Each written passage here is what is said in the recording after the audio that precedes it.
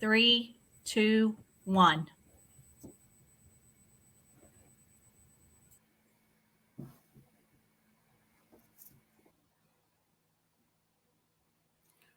Good afternoon and welcome to IFC Webinars.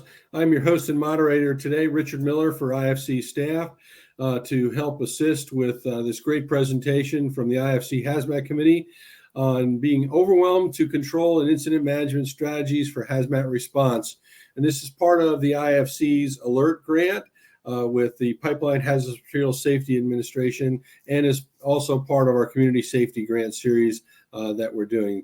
So we're excited to have you all here today. And let me introduce some technical information and then our presenters for today. Again, I'm Richard Miller. I'm with the IFC subject matter expert here as part of the Hazmat Committee. Before we begin, audio is being broadcast using voice over internet protocol technology through your computer, speakers, or headset.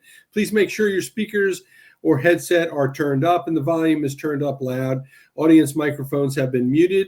And then if you're having any technical difficulties or can't access anything, please contact the IFC at webinars@ifc.org or via the chat function, which we'll cover here in a second for your participation. The chat, the Q&A, handouts, and also today we're going to have a poll are in your upper right-hand corner of your screen. You can jump in and for the chat, please tell us who you are and where you're at. Just, put in Chief So-and-so from wherever, and that way we can let everybody know who's here and we can exchange information. We'd prefer that you use the Q&A to send in any of your questions that you might have during this conversation. And that's what this is today, is a conversation with some great chiefs. And then the panel will answer those questions throughout the day. And then also raise our poll question, which you'll see here in a few seconds to get everybody started on this great event. Today's panelists are Battalion Chief Pete Jensen, retired from Ventura County, California, and Division Chief Robert Collins from Tampa, Florida, Fire and Rescue, and both are members of the IFC Hazmat Committee. Pete is a retired battalion chief with Ventura County, and I'm not going to read all of Pete's accolades here, but he is well versed in hazardous materials and has been supporting the IFC Hazmat Committee for a number of years, and is well vested and learned in this field of expertise. So welcome, Chief Jensen. We also have Chief Robert Collins, who's the Special Operations Deputy Chief, who's had an impressive 28-year career in the Tampa region of Florida. And he's also with the IFC Hazmat Committee. He's also with the Florida Chiefs Hazmat Committee and Responders Group. And he has a very dedicated and decorated past here. So Chief Collins, welcome to today's event. So what we're going to talk about today is from being overwhelmed to stable, safety first and every second counts, incident management strategies for hazardous materials response. So we're going to go ahead and jump into a sort of a mind teaser here, and hopefully, Sherry, can you start our poll, please? There we go. So everybody should have a poll question up there. And have you ever faced a hazmat incident where you realized you needed more help than expected? Feel free to comment in the comment section. And it doesn't look like our poll is actually working today. So let's do this. If you could just answer that question, yes or no, in the chat. Oh, here we go. We're starting. It's starting to function now. Great. So as we go through this, we really wanted to see what you all are facing and how you've mitigated those incidents and things that you weren't expecting. And again, it's all about, did you need more resources than you thought, and were you overwhelmed in a short period of time? And right now we're kind of 50-50 on this, but about 60% of the participants are showing, yes, they have had those incidents where they needed more help than they expected. So it's, again, it's kind of going up a little bit, but we're going to look and dive down deep into those questions as we have our discussion today. So what I'd like to do is I'm going to start with some brain teasers for everybody. As we look at each of these, think about the question, think about the poll question, and we're going to kind of go through each of these and give a brief, what do you have? What is this? For me, it's opening the ERG, and that's really what our community safety project's about, is making sure responders are utilizing that resource. But how best can you mitigate, this incident, and what do you have here? And as you can see, that's quite an array of different placards on this particular truck, and it might cause you a little pause. And again, are you right now overwhelmed? Or how about this incident here? Maybe you're at a fixed facility where a transportation vehicle moved in, and now they've got some sort of hazmat, and you've got your incident there. You're the first arriving unit officer. Are you overwhelmed? Do you need more resources? Can you manage this incident or engage this incident with the resources you have on hand? Do you need a backup crew? Do you need additional people? Have you identified the hazard? How about this one? It's a train incident. Again, are you overwhelmed? For me, I'm overwhelmed here. This is one of those ones I have no experience in, so I don't have anything in my slide tray or Rolodex to begin to pull from.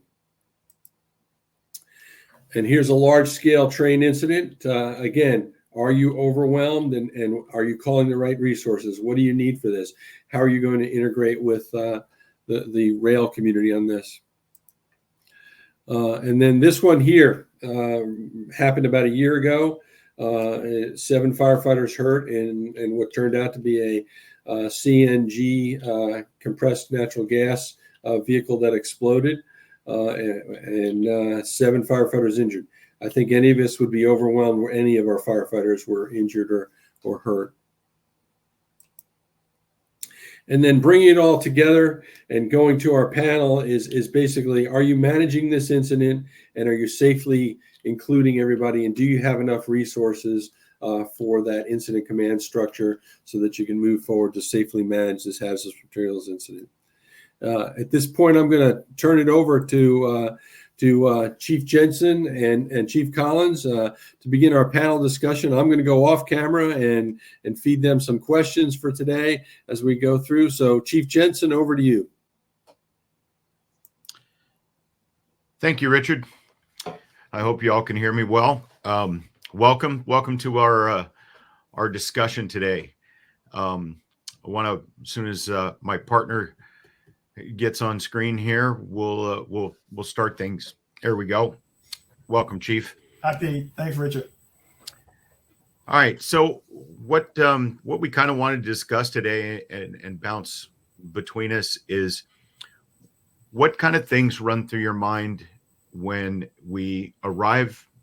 Picture yourself as that first in company officer arriving on scene of a incident, any one of the ones that you saw in the slide deck that Richard just showed, and you're there on your engine. Maybe you're in your chief's buggy, on an ambulance, whatever.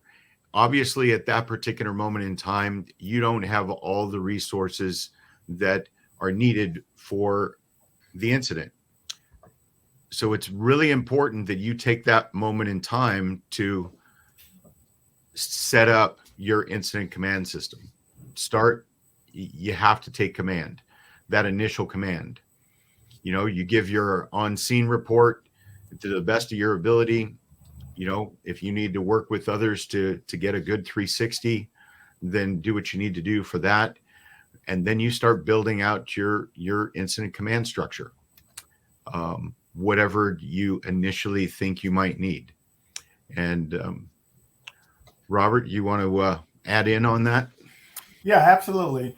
So the biggest thing, and Pete alluded to it, is your size up, right? Do I have enough people? Do I have enough equipment? Do I have the right capabilities on scene to mitigate this incident?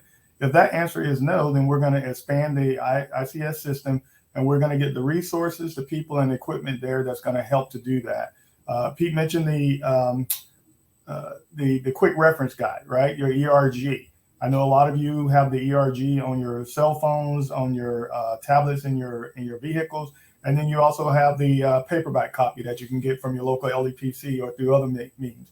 But that there is the key to making those decisions, because whenever we make those early decisions, we always want to know why we're doing what we're doing, right? So that's going to give me my distance. That's going to help me identify what I'm working with. And it's also going to let me know what some of my immediate hazards are. So as we said earlier, you want to start looking at, do I have the right people? Do I have the right equipment? Do I have the right resources on hand? And how am I going to get them there? And the first thing you want to do is go ahead and initiate that incident command system.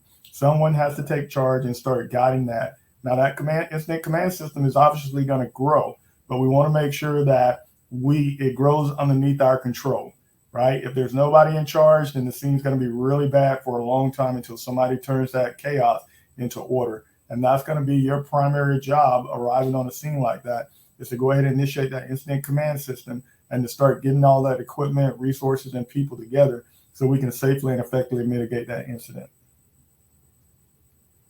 You know, and just to add on to that, as we just kind of evolve through this hypothetical incident, is you need to control those incoming resources that are already en route.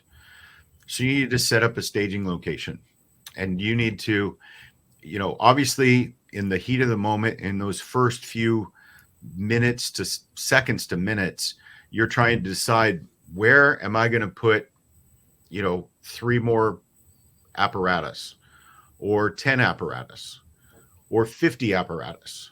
Okay. Depending on what the incident is, you know, whether it's a large scale train incident and your dispatch was able to upgrade right from the get-go, so you have a lot of resources coming, or is this started out as an investigation and now you're building it from a single resource on up?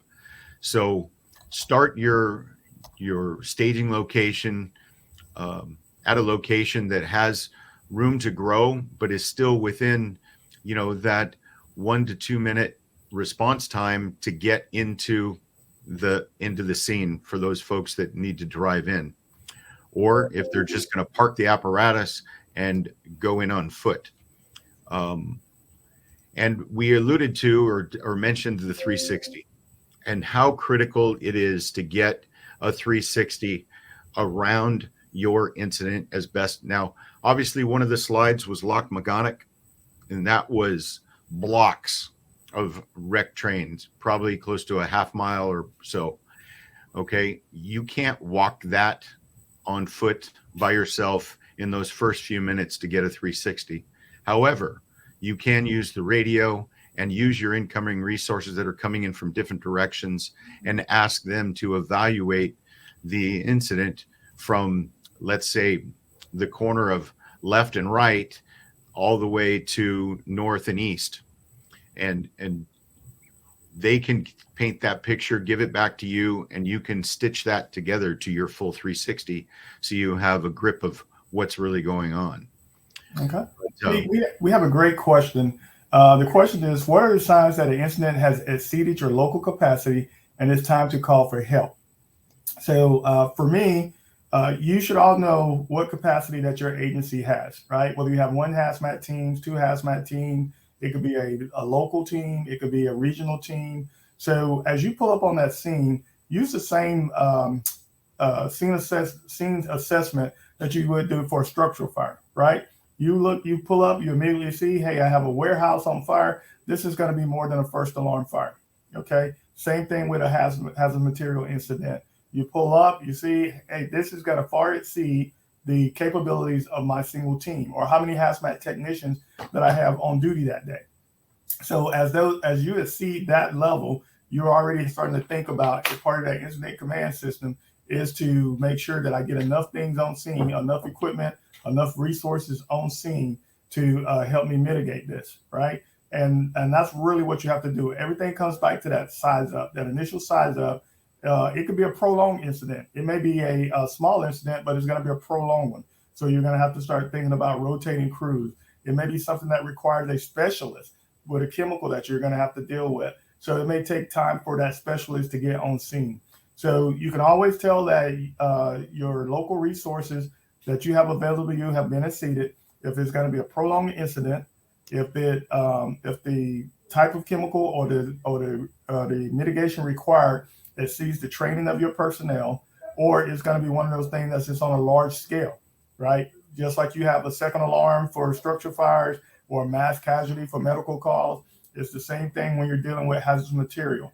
If this is going to be something that's prolonged, it's going to eat up all of my resources, it's going to eat up all of my personnel, and it's going to be something that I'm going to have to make sure I get additional people to the scene with specialties, then I've probably exceeded, and I need to make sure I go back to that incident command system, and we start thinking about a unified command, and we start thinking about that full branch, the branches of the incident command system, where we're starting to now look at logistics, and we're starting to look at finance, and we're starting to look at operations and breaking it down so that we can take care of this incident a little bit at a time with our different objectives that we're going to set throughout the incident. Anything you want to add on that, Pete? Yeah, I just wanted, kind of tag on to the point that, and you kind of transitioned very well to this and the upcoming questions that that Richard's going to ask us, is unified command. And unified command is part of that as soon as possible when you recognize that there's going to be other players in this. So even if you think about as simple as a traffic accident, law enforcement's going to be involved for traffic control, investigation, so on and so forth.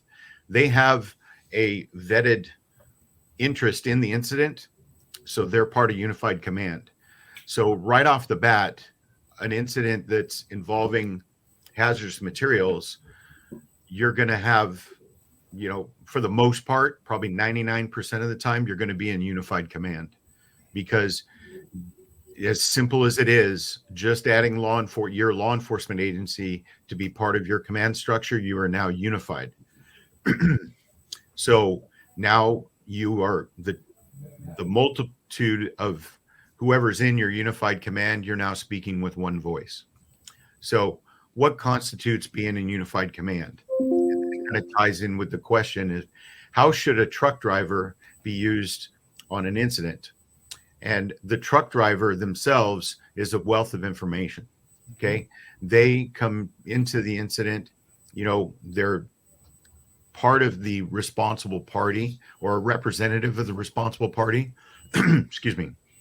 But they are not technically immediately part of unified command. Okay. To be part of unified command, you need to have a vetted interest, financially or responsibility or by statute. So that's your ticket into the unified command. Now the driver is important, and you want to maintain control of them, obviously, unless they need to be transported to the hospital.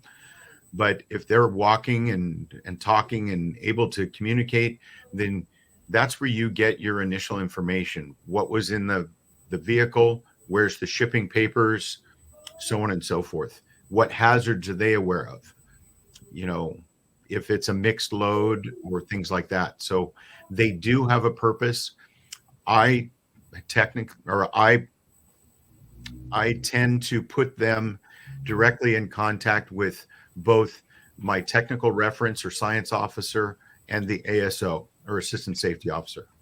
Those two are responsible for kind of keeping track of that individual so that they can glean information from that. Because I also tend to use my assistant safety officer as a liaison to some of these participants that are part of the incident, but not quite at the level of unified command. No, great point, Pete. And two things that stood out to me was you mentioned the assistant safety officers and a way to control those individuals, right? Because that's always kind of our biggest fear. Hey, I'm the incident commander. Now I'm going to get information overload. So I certainly can't have everybody just running up and giving me so much data that I can't process it. So as Pete mentioned, having that liaison, right? There's a lot of valuable information that the truck driver or the facility manager has to offer, but they don't necessarily need to speak directly to the incident commander. So by putting that barrier there, you're still receiving the information. You're not discounting anything that they have that can help you mitigate the incident, but you're also allowing that incident commander to focus on the business at hand, process the information that he has, and make those good tactical decisions that's going to help mitigate this incident. And Pete also mentioned about the safety officers. When it comes to hazardous material, there's going to be a lot of opportunities for bad things to happen. So we can never be too safe on the fire ground. We know it's inherently a dangerous business. When it comes to hazardous material, the safety officer is going to be that incident commander's eyes and ears. And you want to make sure that you have as many safety officers as you need to have good visibility on that scene. You know, before we go much further, I think we should also talk about that we've already kind of started talking about using hazmat team members in roles like assistant safety officer, technical reference, or science officer. Okay, prior to your hazmat team arriving on scene, you as that initial incident commander have to absorb these responsibilities. Yeah. And you're going to capture those the driver, the facility operator, and anybody else that comes along. You're going to capture them and, kind of, get a driver, get a fire prevention officer, somebody that's on light duty. Hey, corral these folks, keep them, out of the back of my Suburban, put them over there. But at least you've got contact with them. Then as soon as your hazmat team arrives on scene, you take that officer and you give them their briefing.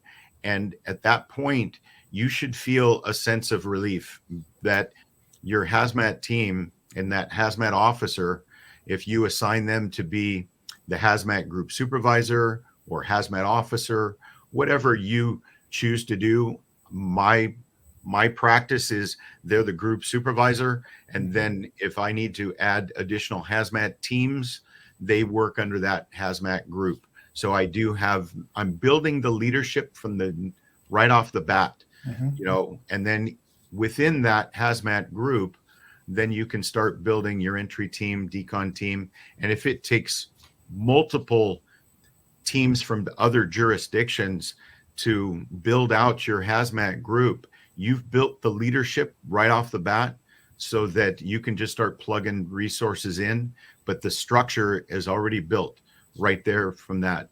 And if it really expands, which is part of this conversation, then maybe you bring in somebody that's maybe not the hazmat officer, but if that's all you got, then great. But another opportunity is if you've got maybe a chief officer that is hazmat trained, you make them hazmat branch.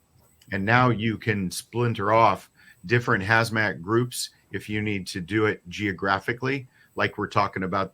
We use the picture of the train incident where you may have multiple entry points to where you've got hazmat entries going in different areas. So you can set up, divisions, geographically, or you can still use the group function and just have them in locations, and you just keep pumping hazmat resources into there. So Chiefs, we have a great question that came in, I think is right to what you've been discussing, which is how do you initially determine if an incident is turning into a hazardous materials incident when it's not obvious? And their example is one of the more hot topics recently is lithium-ion battery incidents.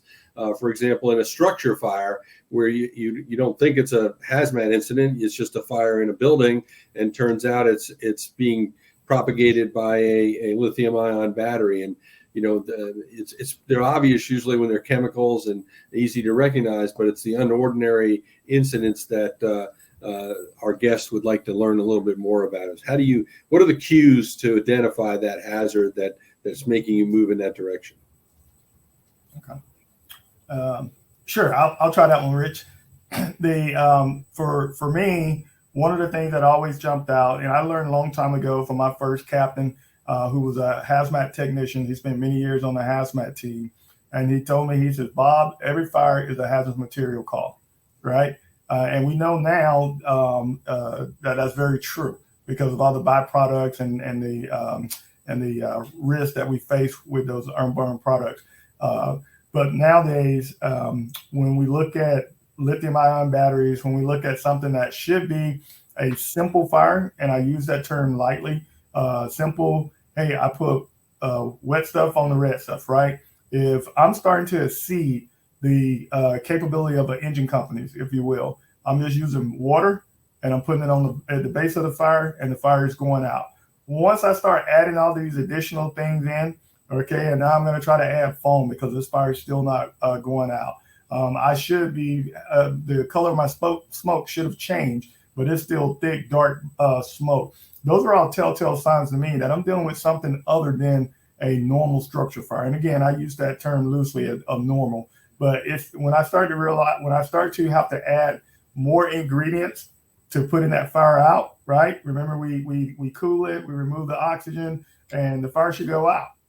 If I have to start adding more ingredients, if I have to start putting more things and more resources into it, I'm exceeding what should be happening at a structural fire or at a class, a normal firefighting operation. And I'm starting to get into that technical side of, if I'm dumping 10,000 gallons of water onto this, right, and I'm having seen all this runoff, the fire's just not going out. The fire's giving me weird colors. The smoke is weird. All those things that are telltale signs that I'm dealing with something other than Class A materials or other than what you normally would find in a building. Those are some of the indicators for me, because we're always looking at the time that we're combating the fire. We start looking at the resources, the amount of water. So those are things that tell me this is not an ordinary fire because it's not behaving as we know that fire should behave. Yeah, and I'll just add on to that. It is, historically, we look at a structure fire, single family dwelling, as, like you mentioned, your typical or stereotypical fire. And we have learned over the years that every single family dwelling is technically a hazmat, fire or hazmat incident, especially when you involve the garage or a storage shed or anything like that. Okay. However, we are also not yet at the point to where we're responding universally across the country, hazmat teams on every structure fire. Okay. So your question is a very good question, is when do I pull the pin on the hazmat team? And it's when, my opinion is now, as soon as you start seeing the involvement of a power wall or some type of energy storage system within the structure, you are now dealing with something beyond your typical single family dwelling structure fire. Okay. And that is because of the chemical makeup of those storage systems, and the electrical energy side of it also is an additional hazard. Okay. And these are hazards that are typically not in the scope of practice that you learned in the academy. And it's usually ends up being something that either the hazmat team or some other teams, like there are departments out there that have specialized teams that are specifically built and equipped and trained for energy-based incidents.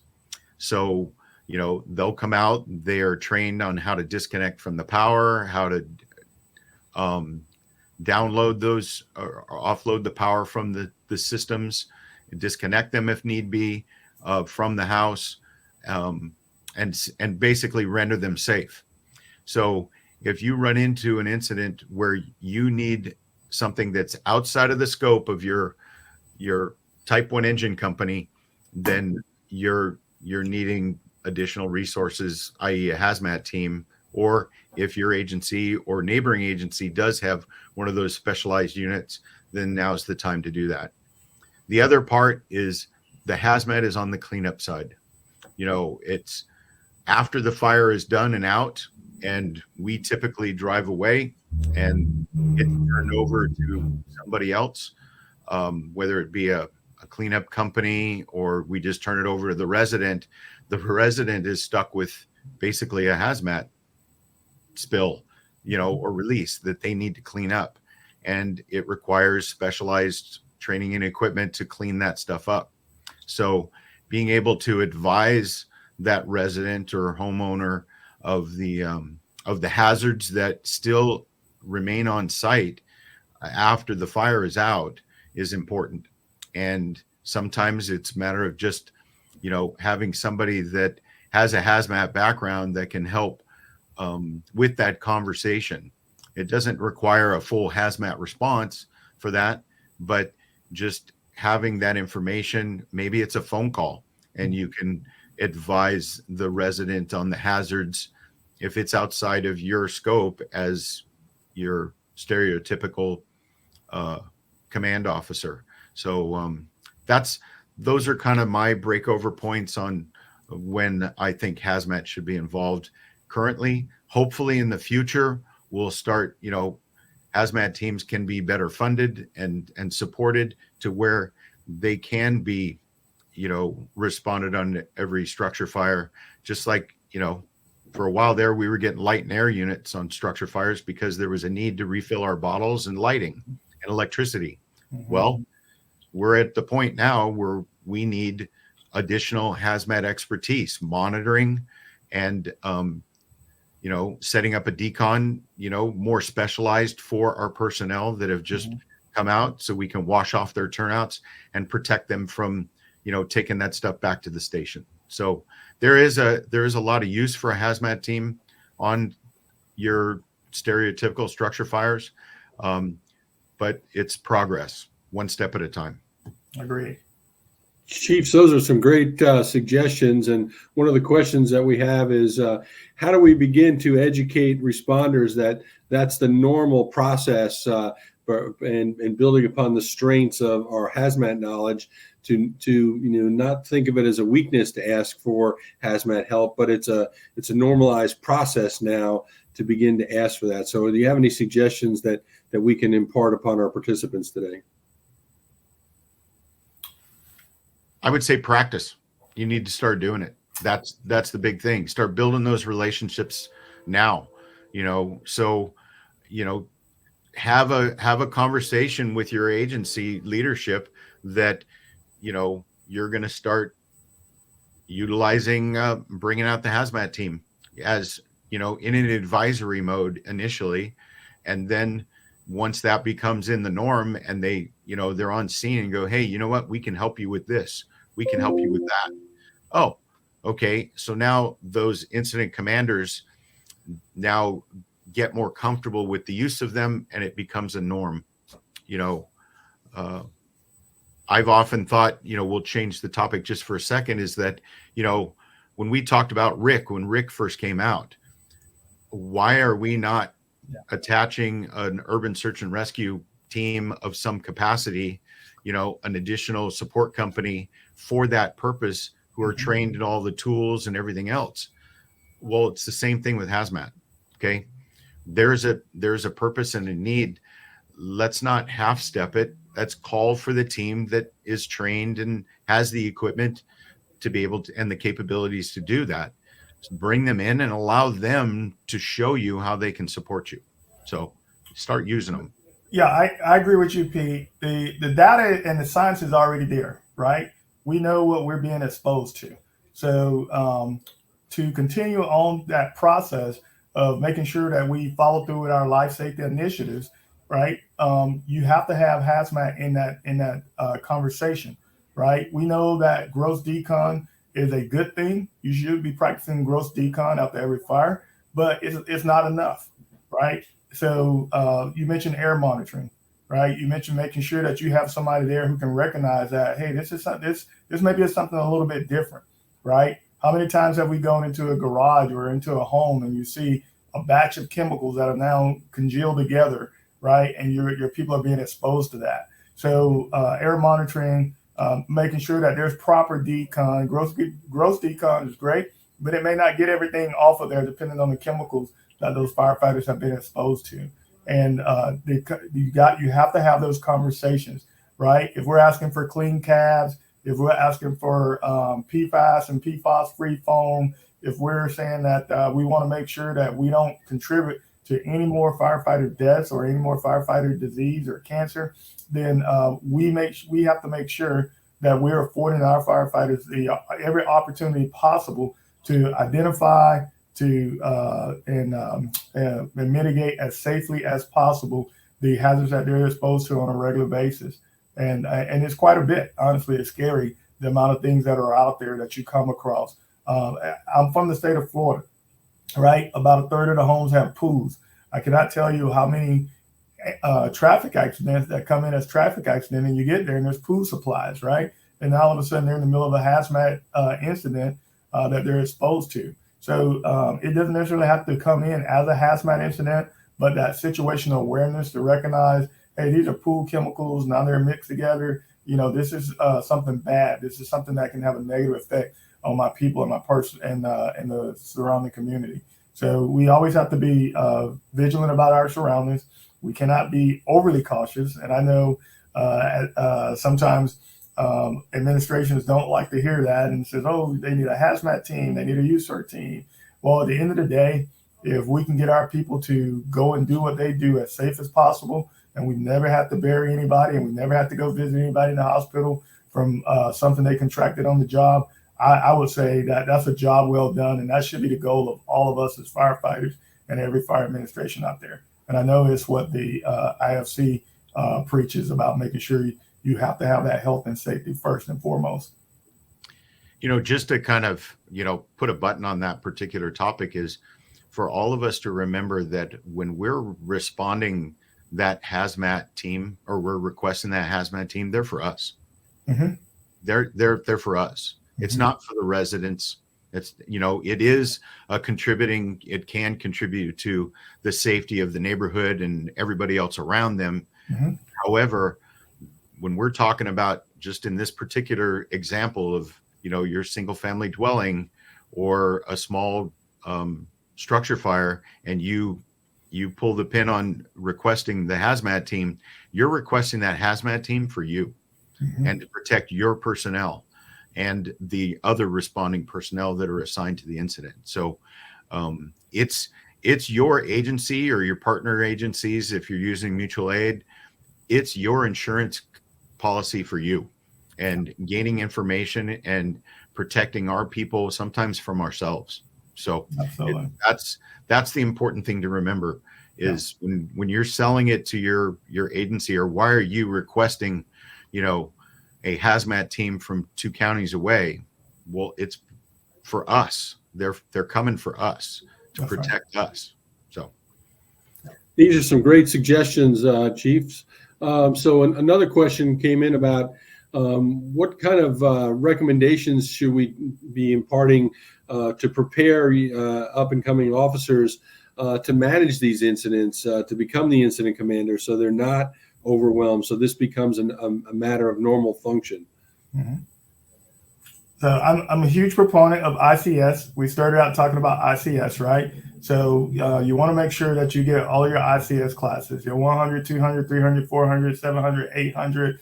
The more you take those ICS classes, the more comfortable you get with it, and the more likely you are to use it. Okay, and it can't just be yourself, right? Internally at your agency, you want to make sure that you have multi-company training where you start practicing ICS as a course of business, right? And then you want to make sure you have those interdepartmental and those external working relationships, so that you know that you have a good relationship with law enforcement, you have a good relationship with EMS, you have a good relationship with the hazardous materials companies or those chemical companies in your area.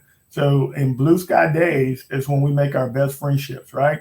We don't want to wait until an incident happens, and now I'm just meeting Rob Collins for the first time, and he's very knowledgeable on these chemicals. Because if I meet that person in blue sky days, there's a level of trust, there's a level of comfort, and now I'm gonna be a lot less hesitant to say, let me call up this individual who may know exactly how to mitigate this or know exactly what this chemical does. So I always encourage, be active in your local LEPC, right? Be active in there's classes that are offered by the IFC. If you have a state hazmat committee or hazmat agency, get proactive with them, get involved with them, and again, make those all incidents start out locally. Make sure you have good working relationship with your partners, because that alleviates some of that discomfort level or that apprehension from hitting that button and asking for those additional resources or help, because those individuals, trust me, they're wanting your help just as much as you're wanting theirs. And so build those relationships in blue sky days, get the formal training that you need, and make sure that you network and interact with hazmat groups in your local area and those that are responsible for your major chemicals in your area. And I think if that incident ever happens, you will feel a lot more comfortable instituting the ICS system. You'll feel a lot more comfortable having those individuals in that incident, in that unified command, and you'll probably be a lot more comfortable with the capabilities that you have, and you'll know where to get that help from. Yeah, and I'll add on to that, and we talked about this offline, is practice it. Use it. You mentioned blue sky days. Okay, I come from an agency that uses it every day on almost every incident. A 2-vehicle accident in the street, we're using the incident command system. We're setting up, fire protection, rescue, EMS, each of those, we're giving those titles and giving those responsibilities. It may be just to 1 or 2 people working underneath that, but we are in that practice of using that structure every single day. So as we go through our careers and we start to have larger incidents, we are already in that practice. We'll just change the name. Okay. Instead of it being, on an accident where you've got, rescue, well, maybe we use rescue again as the title, and now they're going in and performing primary and secondary search, but that's their title is under rescue. It may be, fire attack, on a structure fire, and you're pumping resources into that. Get in the practice. Whatever title you use, when it comes to the function, it doesn't matter. The incident command system doesn't require that to be that rigid. You call the task what the task is. Okay. And then when you start building above that and you build in operations, okay, you're now using a standardized title and responsibilities from that. So get in the practice of that. And when we talk about unified command, start using unified command, and get, when you have these small incidents that involve law enforcement, and I'm just going to use them as the example, or an MCI, and you need to bring in the local EMS agency representative. Okay. Practice that, use them, call them, and then obviously do tabletops when you can, and exercises on those blue sky days to practice it, get to know, build the relationships that Robert was talking about. I can't highlight that or reinforce that enough, is relationships, and build them, get to know them. Oh, that's Sergeant Jones. Yes. Sergeant Jones, come over here. You're going to be part of my unified command, and we're going to consider this unified right now, and we're going to work together. You still handle you give the input on the law enforcement, needs and functions, and I'll do whatever's responsible on the fire and EMS side. But get in that practice so that they can do that. So that's my 2 cents. Chiefs, in your experiences, I'm sure you've come across some great training opportunities. Can you share any of those type of trainings for incident command management that you feel are of value? Well, the standard courses that are out there, you can take them through FEMA. The National Fire Administration has at the Fire Academy has courses. NWCG, on the wildland side of things, they're also considered all risk. So some of these courses you can take online, like your I-100 and 200, and then you need to start taking the in-person classes, going up from there. But the position courses, I think taking the IC Type 3 course, or Type 4 or Type 3, whichever one it is critical. And I think that's a great place to start, building that. And then take the additional courses that are available out there, like Division Group Soup. That gives you a little broader expertise. Take the liaison course. Liaison course is another one. Some states have individual courses for, your technical reference or science officer course, assistant safety officer course. All of those position courses, I think, are critical and help build you as a stronger command individual. You're putting a lot of things in your rucksack that you can pull out and use, regardless of the incident. It doesn't have to be hazmat. It can be anything. So those skill sets are universal. Yeah, I totally agree with you, Pete. And those are some great references. One thing that I like to do as well, and something that I try to pass on to some of my younger officers, is to tabletop exercises, right? There's not a lot of pressure, right? You can talk through it. You can use incidents that have already occurred and think about, hey, if this was to happen in my jurisdiction, what could we have done, right? Or will we operate the same way? So looking at after actions reports, I think that helps with people kind of being able to go through and process how you operate. But getting involved with tabletops, if your department has them, or typically if you have a emergency management in your agency, or you work with your emergency management, that's kind of what they do, right? They're planners. They know how to put together tabletops, exercises, and it doesn't have to be on a large scale. You can start it out with your local resources, right? We have a drum fell out the back of a truck in downtown of my jurisdiction, and there's smoke coming out of that drum. How will we do that? And I found that tabletop exercises help people relax, help them think through that process where the pressure's not there. Boom, boom, boom, boom. And then going back and looking at outdoor actions. When we grew up, it was called tailboard talk, right? Whatever the incident was, you sat on the back of the tailboard. The company officer or the chief would tell you what went well, what didn't go so well, how we're going to work on it the next time. And then he'd give you a pat on the back, right? It was never meant to be punitive. It was always a growing opportunity. And I think that, we call it a little bit more fancy now. Hey, let's do an official after action, but it's still tailboard talk. Put it at that basic level, because every person on that scene has a job to do, a task, if you will, and should know what their responsibilities are. So that start with that task level and look at the overall incident, and there's a tremendous amount of growth from that. And maybe that's one of those times when you realize, man, I kind of exceeded the number of people that I could communicate effectively with, so I should have expanded this incident command system. Oh man, I should have got law enforcement involved a lot sooner. Or I realized there were sick people, so EMS should have got involved a lot sooner.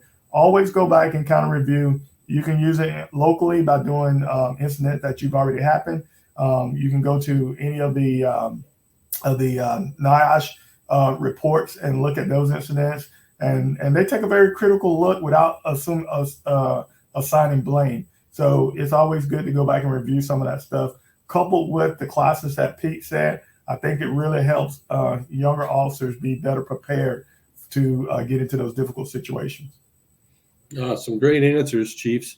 So I have another question, sort of a little different area, but it kind of goes right into the training aspect. Is how do we make sure that we're effectively planning through the pre-planning process to identify a potential hazmat incident? What are some of the great suggestions that you all are putting in place and using? Yeah. Can you repeat the question one more time? I missed the beginning. I got lost there. So what does an effective pre-plan look like for a hazmat incident, and knowing that difficult to predict, where a house fire is, the potential risks there, but for hazmat, it's probably a little more complex. Sure. Well, I would say it starts with your hazard and risk assessment of your community. get to know what facilities and what your risk is in your community. And then you can, start with an inventory list and then look at anything from, the bottom to the worst case, scenario, whatever the worst chemical possible is in there. Okay. And then you look at that, and I think a great way to do it is whether you do it just in your mind or with a group, but the tabletop, concept of, okay, you take that worst case scenario and you look at your resource list. What does your agency have available? Okay. We're a small agency. We're a 2-station department. We've got 2 engines and a ladder truck, and an ambulance. Okay. Then you can tell that's just, it doesn't really matter what the chemical is at this facility, but it's going to have a release. Okay. You're going to need to request additional help. Okay. So where are you going to get the help? Where's the nearest hazmat team? And potentially, are you going to need, is this going to be multiple entries to do this? Is this going to be, this is such a bad chemical that it's going to be, you have a conversation with the hazmat team officer and go, hey, if this spills, what do you guys are going to need to do this? And, oh, well, this is going to be a level A entry. Okay, well, same, just like a structure fire, you got 2 in, 2 out, you start doing the math. Okay. And if you're doing multiple entries, we're going to need to, so when you start building your plan, you start looking at, okay, who am I going to call? And you start scripting out what the response looks like for this. And then you work with your dispatch, to build that response. So if you have a hazmat release at, A1 chemical, when you hit the button, it's going to give all this, and you're going to get this type of response. But obviously, these are things that have to be done ahead of time. Start today. Start looking at these different things and start building that. Okay. On the local level for you and your local engine company or your department, okay, what can you do during the time you're waiting for the hazmat team? So you start looking at, well, what's the prevailing wind for that particular area, so that you predict what our response route is. And you build this pre-plan that if you're using a computer-aided dispatch system, that this little report, it could be a 1-pager that says, when responding to this particular facility, respond from this direction. You can pre-plan out your staging location. We're going to have staging at the Kmart parking lot. Maybe not Kmart anymore because they're not around. Pick Walmart, okay? But you can pre-plan these things, and then once you've got it built, now you can practice it. You can do your tabletop using that pre-plan that you've already scripted out. Staging location. Where are we going to need additional water supply? So water tenders. Are we going to? Who are our partners? Who else is going to come play at the game? Oh, well, this automatically is going to require your state EPA, your local environmental health. It's going to potentially get into the water systems, whether it be subterranean or flowing. Okay, so that's your water district or water purveyor, so on and so forth. So just, take that time to brainstorm out who all's going to play, build up your pre-plan, and then upload it so that it's available for response in the middle of the night when you're pulling the sleep out of your eyes. No, absolutely. I totally agree with everything you said, Pete. And I always look at it as know your neighborhood, right? This is my fire station. I have 1 mile, 5 miles, whatever your geographical area of responsibility is. No one should know that better than you as that company officer, right? You should know what the hazards are, just like you know what buildings are abandoned, just like you know the house that you run a bunch of medical calls to. So look at it from that hazardous material lens, right? what's in this warehouse over here? How can this be dangerous to us, and how can we mitigate it? And then at a larger level, if you have a local emergency planning commission, they've done a lot of that work for you, right? Because there's reportable quantities that businesses have to do, and those tier 2 reports. And like Pete spoke about, they shouldn't just go into a file and only one person has access. It's not going to do you any good at 2 o'clock in the morning if it's locked up in an office somewhere. It has to be coordinated with your dispatch center so that the boots on the ground can get that information real time. And when you're responding to that address, you know what chemicals there or what hazards exist. So definitely utilizing the tier 2 reporting system, utilizing the local emergency planning commission. Those are great helps for getting some of those plans. And just as Pete alluded to, you want to know what's in your area. That's the responsibility of that company officer and those chiefs that are out there. Know what hazards are going to kill you and your guys, and make sure that we can mitigate that if that call ever happens. Oh, that's great, Chiefs. As we sort of run out to the end of our time today, this has been a great discussion. So I'd like to give each of you an opportunity to kind of close out your thoughts on again, not being overwhelmed in an incident. And but do you have any when you're doing your closing thoughts, if you have any kind of recommendations for command officers that you could recommend to manage a hazmat incident? I think that'd be great information. So Chief Collins, I'll go to you first. Yeah, absolutely. So again, I always go back to blue sky days, right? We're going to fight fire like we practice it. So in blue sky days, make the relationships, do your pre-planning so that you know what you're going to be running into, and have those conversations with your crews, have those conversations within your department. What are our resources? What's going to be my touch point where I'm going to call for additional help? Okay, do all that stuff in blue sky days. The IFC has a company officer training programs that covers a lot on incident command, how to do leadership stuff. And actually at FRI, I'll be doing one on hazardous materials. So any of those plans of those teaching modules that you can get through the IFC, you may be able to get some through the IFF even. I know they'll offer hazmat training to the local agencies. And of course, the incident command stuff. Learn it, practice it, and then when that day comes, trust me, you'll be prepared, you'll be ready, because hazard material, as you guys know, they're not going away. They're only becoming more and more and coming in smaller and smaller, hard to recognize forms. So I just encourage everybody to, take hazard material seriously, practice it, pre-plan it, and I wish everybody luck. Thank you, Chief Collins. Chief Jensen, your thoughts as we close out. Yeah, I don't need to repeat a lot of things that Robert just said, because I completely agree. We're definitely joined at the hip with our concepts here. Additionally, just I want to reiterate the training and the practice, and really use it.